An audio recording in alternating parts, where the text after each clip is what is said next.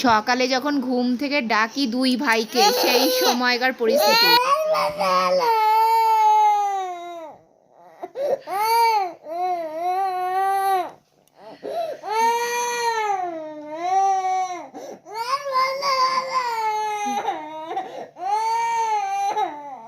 আরেকজন দেখো চাদর মুড়ি দিয়ে শুয়ে আছে, দেখো কি অবস্থা।